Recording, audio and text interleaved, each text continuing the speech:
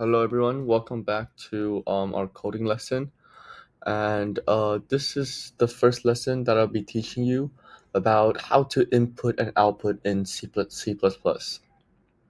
So I trust you probably know, if you have any background knowledge to coding, how to like output in other languages. And the most common way you would output is probably you would output hello world as the first step. So let's move on. So how do you output something from to a computer from using C++? First of all, you've got to be using a C++ compiler, which can run a C++ code, and you can either download one on your computer or you can just use an online version, such as Repellent is a really good one, or GitHub have a couple compilers, or you can just search up online C++ compilers. Then you're able to run your code. So first of all is the header file. For this, I'll be using iCloud IOStream because it is one of the easiest to understand. And next, I'll be using namespace std. This is kind of required, where means that we're using standard namespace and which better allows you to code. Or else you have to type std dot dot in front of every line of code you do. So this one will be it'll be easier this way. But some people do prefer typing std uh semicolon. And then this is int main, which is your main function. In We're creating a function here, and main is your main function.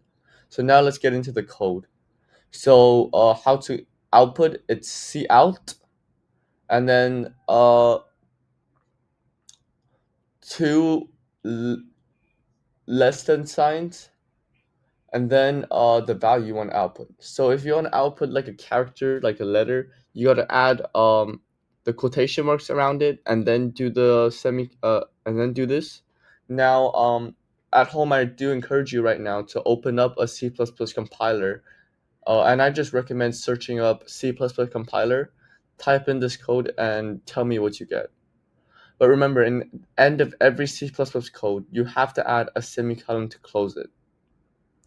This way, you tell this computer like, okay, I'm finished with the sentence. We can move on to the next one. And end L here, you might wonder what that means. It is the end L is just basically means end of a sentence. So let's go over it again. It's C out, which means computer out, which is the output function of C++. So C out, and then two less than signs, and then you can do a quotation mark here, and then quotation mark there, and then put the character you want to output in the middle, and then another two less than signs, and then you put at now, and then you close the semicolon to tell them it's the next line, and so on and so forth. So please at home do this, and in the comment below, tell me what you got. Now we know how to see out. We should learn how to see in as well. So all of these header files and namespace and main function stays the same. It's just the code inside the main function that changes. So first of all, it's you got to declare an integer. Now you probably done this before in Python, Java, HTML. So if you haven't done this before, let me explain what an integer is. Imagine you're in this grand hotel and you want to stay in this room specifically. Well, you got to tell the hotel that, don't you? You got to go into the hotel, tell him I want room N, and then I want to stay in room N, right? So you got to tell the hotel you want this room first before going into the room. And say you want your friend to stay in this room right next to you. You got to tell the hotel I want to stay in this room, and I'll put my friend called John inside this room, right? So to begin with, you gotta declare integer, and then you gotta see in the integer. So you can only see in the integer value after declaring this value using int. Now I encourage you to try this on your own compiler, but you would essentially get int n, and then you put c in, and then two greater than signs, and then you put n, and then you obviously close it with a semicolon. Now here's a little challenge for you.